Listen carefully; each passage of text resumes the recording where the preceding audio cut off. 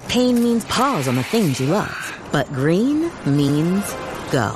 Cool the pain with BioFreeze. Powerful pain relief for sore muscles and joints, simple backache, arthritis, strains, sprains, and bruises. BioFreeze. Fast-acting menthol pain relief. Visit biofreeze.com. The #1 clinician-recommended menthol topical pain relief brand. Based on a survey of clinicians, chiropractors, podiatrists, massage therapists, physical therapists, retail pharmacists, and athletic trainers. Ipsos Clinician Survey. Use as directed.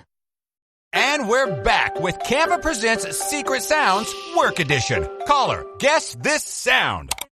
It's a mouse click. So close. That's actually publishing a website with Canva Docs. Next caller. Definitely a mouse click. Nice try. It was sorting 100 sticky notes with a Canva whiteboard. We also would have accepted resizing a Canva video into 10 different sizes. What? No way. Yes way. One click can go a long way. Love your work at canva.com. Thanks for listening to the Red Treehouse, where I tell scary stories to keep you up at night. You can listen to the Red Treehouse on your favorite streaming platforms, including Spotify and Apple Podcasts. Be sure to follow, like, and subscribe. Oh, and leave us a 5-star review. You can follow the Red Treehouse on social media, on TikTok, Instagram, YouTube, and X at Red Treehouse Pod. And if you have a scary story or topic you'd like me to feature on an upcoming episode, email redtreehousepod@gmail.com. Important note: sources for this episode can be found in the show notes.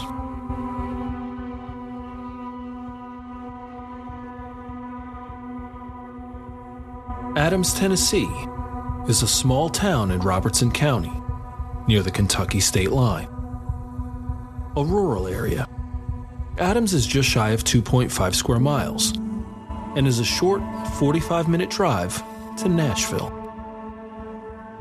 According to 2020 census data, Adams is home to 624 people, which is less than the 2010 census data. The town offers secluded, country living to its residents and played host to one of the most terrifying hauntings in American history. There, in Adams, Tennessee, on a secluded farm, the Bell family was tormented by a witch with devastating and deadly consequences. The true story of the Bell Witch haunting is well known, and even now, over 200 years later, the Bell family farm is considered one of the most haunted sites in the United States. A truly scary ghost story. The Bell Witch haunting is unique in that the entity was not necessarily haunting a location. Instead, she was torturing an entire family.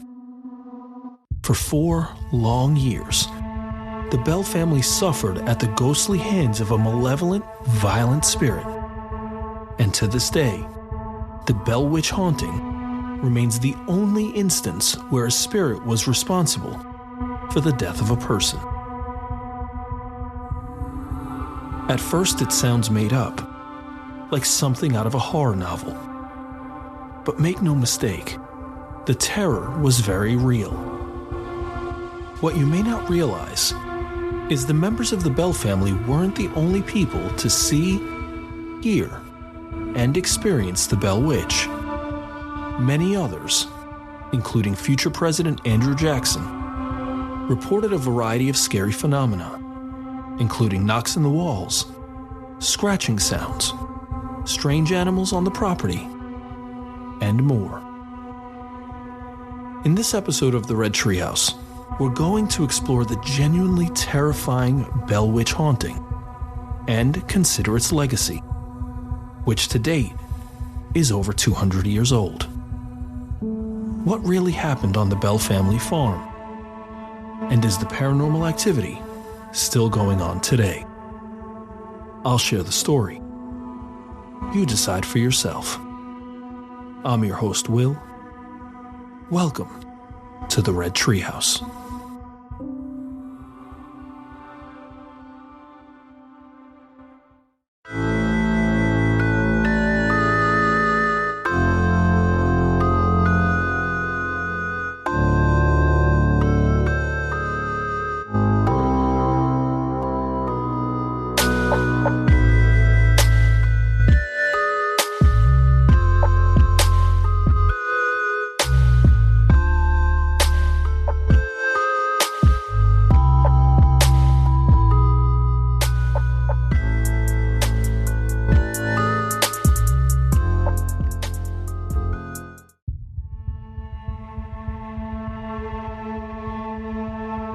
Beginning in 1817 and continuing until 1821, the Bell Witch haunting centered on John Bell Sr.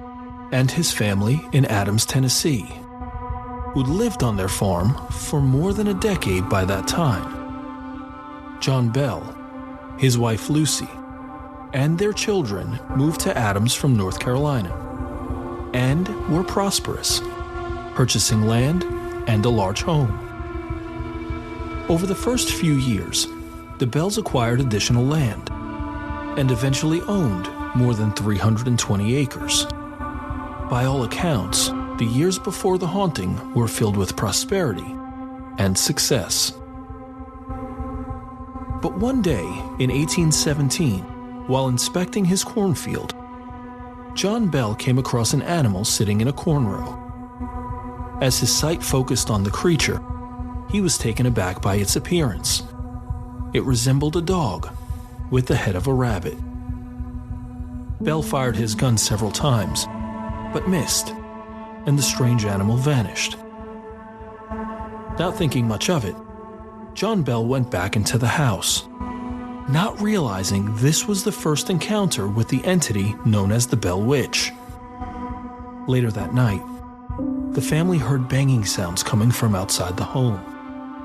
The knocking sounds increased in frequency and intensity and were heard along the walls and doors of the house. Each time, John and his sons went outside to catch whoever was making the noises, but they always came up empty-handed. As if the outside noises weren't scary enough, within a few weeks, the disturbances occurred inside the home. The Bell children reported hearing gnawing sounds on their bedposts, initially blamed on rats. One article stated, quote, "Other disturbing sounds included chains dragging throughout the home, stones dropping on the floor, and gulping and choking sounds," end quote. The poltergeist activity intensified, with the Bell children reporting their bed covers being pulled off of them and their pillows being thrown to the floor by an invisible force. It was reported, quote, "John's son, Drew Bell, approached an unknown bird perched on a fence that flew off and was of extraordinary size. The daughter, Betsy, observed a girl in a green dress swinging from the limb of an oak tree," end quote. Over time, the encounters became more frequent, and this time centered on the Bell's youngest daughter, Betsy. At first, the family heard what sounded like an old lady singing songs in a faint, whispered tone. But over time, the entity grew violent, with Betsy bearing the brunt end of the malevolent spirit's attacks. Let me rephrase. The attacks against Betsy were cruel and brutal. The entity pulled her hair, slapped her, left welts on her face and body, pinched, scratched, and stuck her with pins. John Bell also experienced some of these attacks, but the entity made it a point to pick on Betsy. Eventually, John Bell reached out to his friend, James Johnston, and invited him and his wife to spend the night at their home. After the evening started off uneventfully, Johnston was skeptical about the Bells' claims. But after heading to bed and experiencing the same scary disturbances as the family, Johnston became a believer. Like the Bells, the Johnstons heard the strange noises, had their bed covers ripped off the bed, and were slapped by an unseen entity. Johnston was convinced the spirit haunting the Bell family was demonic. As the attacks worsened, the Bells heard the entity speak, sometimes hurling insults at John, and other times, quote, singing hymns, quoting scripture, carrying on intelligent conversation, and once even quoted, word for word, 2 sermons that were preached at the same time on the same day, 13 miles apart, end quote. The entity claimed to be the spirit of Kate Batts, an unfriendly neighbor of John Bell who'd recently passed away and who was believed to be on the short end of a land purchase. Eventually, news of the haunting spread to neighboring cities and towns. According to one article, the entity, quote, began to speak out loud and was asked, "Who are you and what do you want?" And the voice answered, "I am a spirit. I was once very happy, but have been disturbed." End quote. Something interesting. Despite the entity's violence towards John and Betsy Bell, it appears the spirit was kind towards Lucy and John Bell Jr. Eventually, though, the encounters became increasingly threatening, with the entity promising to kill John Bell. The aggression escalated into threats, curses, and increased violence. For several months, John Bell experienced a form of facial paralysis, including twitching and difficulty swallowing. By late 1820, John Bell's health was in decline, and in his weakened state, the entity ratcheted up the torment, removing his shoes when he tried to walk and slapping him in the face. The spirit continued to curse and threaten John, who she now referred to as Old Jack Bell. On December 20th, 1820, John Bell was found dead, less than a day after falling into a coma. Shortly after John's death, the family discovered a vial full of black liquid in one of the cabinets. Unsure of what it was, John Jr. poured 2 drops on the tongue of one of the cats, and within seconds, the cat dropped dead on the floor. What happened next was chilling. Quote, the entity then exclaimed, "I gave Old Jack a big dose of that last night, which fixed him." And the entity took credit for John's illness and his death, which was due to poisoning. John Bell's funeral took place a few days after his death, and as it came to an end, the entity laughed and sang until the last attendee left the graveyard. Then she was gone until 7 years later, in 1828. Fulfilling a promise made to Lucy Bell in 1821, the entity returned, this time to prophesy future events to John Bell Jr. The veracity of these prophecies is unknown, though after a brief visit, the entity claimed it would return in 1935, 107 years later. To date, it's unclear if the Bell Witch returned, as she said she would. The Bell Witch haunting is one of the most famous hauntings in American history, an enduring story that is frightening today, over 200 years later. But is it true? The climax of the Bell Witch haunting was the death of John Bell Sr., seemingly at the hands of the malevolent entity who was determined to kill him. Though John Sr.'s health had been in decline in the months prior to his death, the discovery of the strange black liquid became the focal point. But let's look back at the details about John Bell's health. Remember, he experienced facial twitching and paralysis, difficulty swallowing, and had a strange feeling in his tongue. All of these could have been symptoms of a neurological issue. One article stated, quote, he would have trouble swallowing, and his tongue felt weird. He would start getting this weird twitching sensation in his face, and eventually, it grew to the point where it was kind of impacting him in other areas of his body. And if that happened to someone now, and you went to the doctor, they would send you to a neurologist. End quote. One theory speculates John Bell Sr. may have experienced heavy metal poisoning. possibly arsenic, which was widely available and used as rat or mice poison. According to Dr. Megan Mann, an assistant professor of chemistry at Austin Peay State University, John Bell was, quote, a victim of long-term arsenic poisoning. She believes he received small doses of the poison over the course of about 3 years, after the first symptoms occurred, and a large fatal dose on the night before he died, end quote. But here's the thing.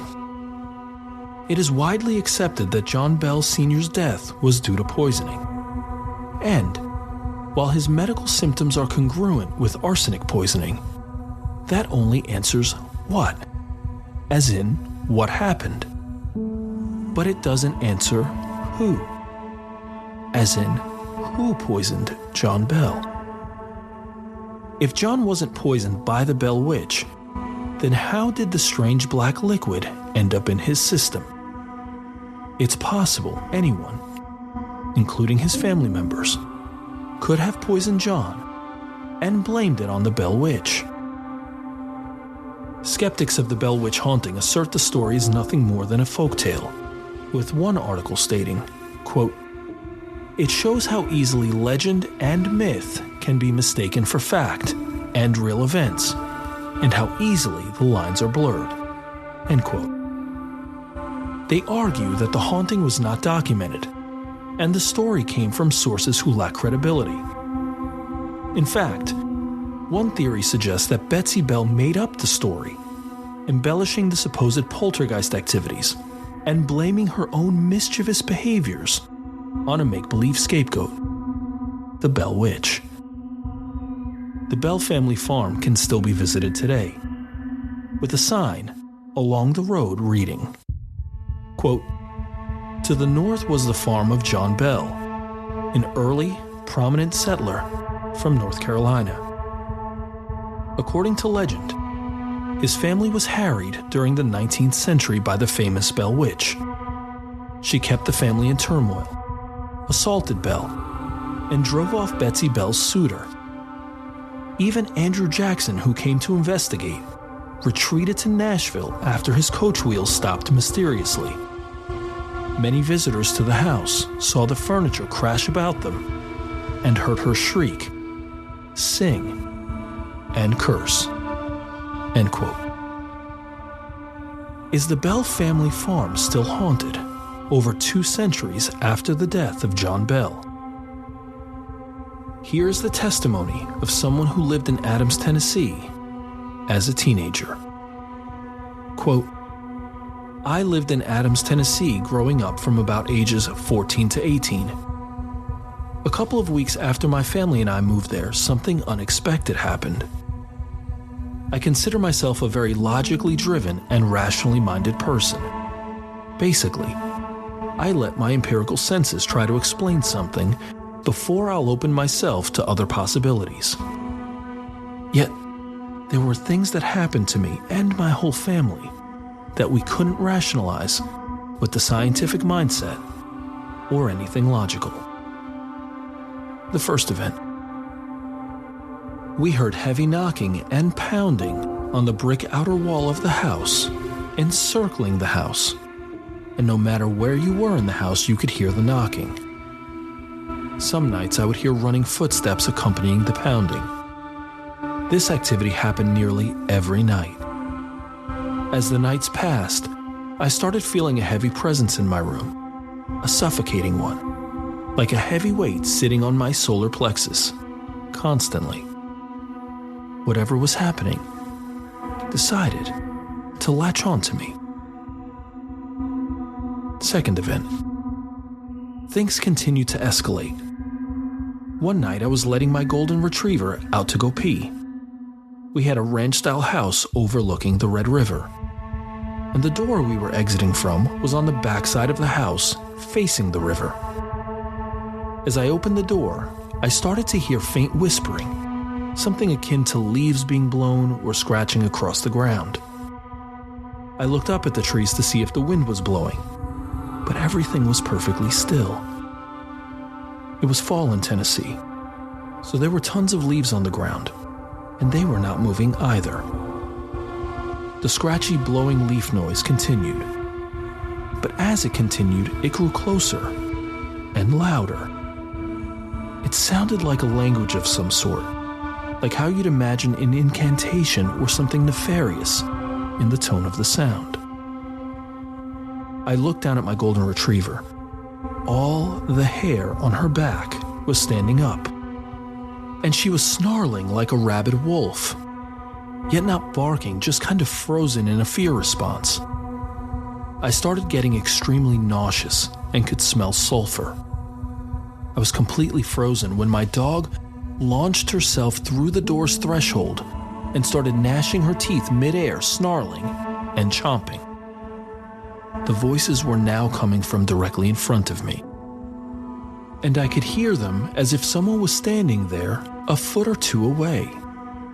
I grabbed my dog midair and pulled her quickly inside, slamming the door and throwing the deadbolt into place. The door and frame shook violently as a vicious pounding started hammering on the threshold. I ran with my dog to the center of the house, flipping on every light along the way. We sat there alone all night until the sun came up. Ginger, my golden retriever, laid across my lap the entire night, pressing into me while she whimpered for hours. All I could do was pet her and try to calm her down, which was also helping me regulate my emotions. This was impossible, though, because the entire night, until sunrise, the back door was thumping. Event 3. It happened when I was coming home from football practice. I had all my gear in a gym bag over my left shoulder.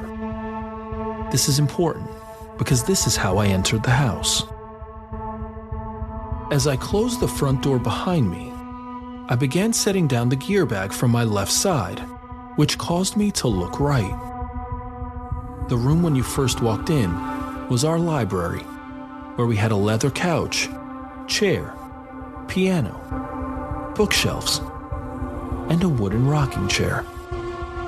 There was something sitting in the rocking chair. My peripheral vision caught it first, the chair going back and forth, back and forth. As my vision centered on the chair, there was a humanoid-looking shape sitting there, head glancing downward at the book it was holding, long black hair drawn down over its head, and completely void of light. To picture what I saw, don't imagine the silhouette of a person, but rather a void of light. The light coming in around the edges of it seemed to be eaten up by the presence as the light spilled over the contour edges of the humanoid shape, like how black holes are visualized almost exactly. It felt like I had jumped off a bridge into ice-cold water. I blasted myself backwards against the door screaming and fell.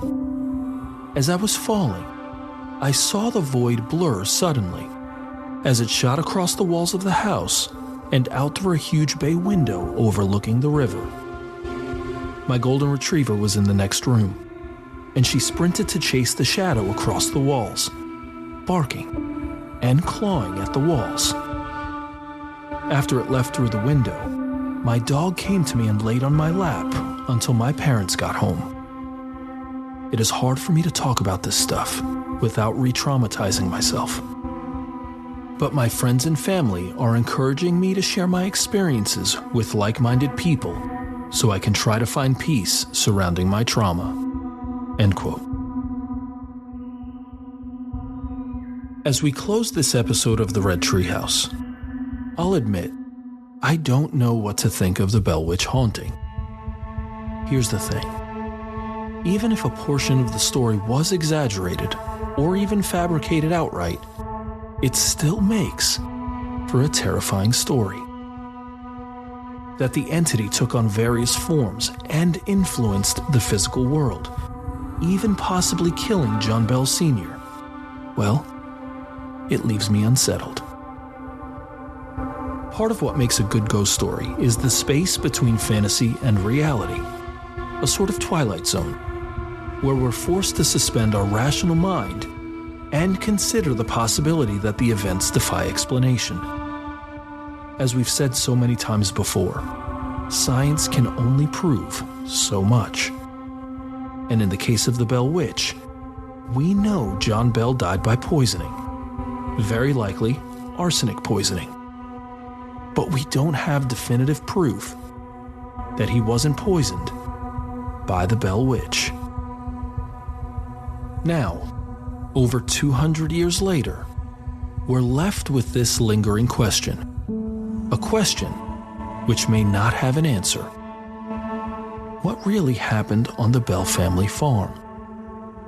And is the Bell Witch still haunting the farm to this day? I've shared the story. Now you decide for yourself. I'm your host, Will. Thanks for joining me in the Red Treehouse.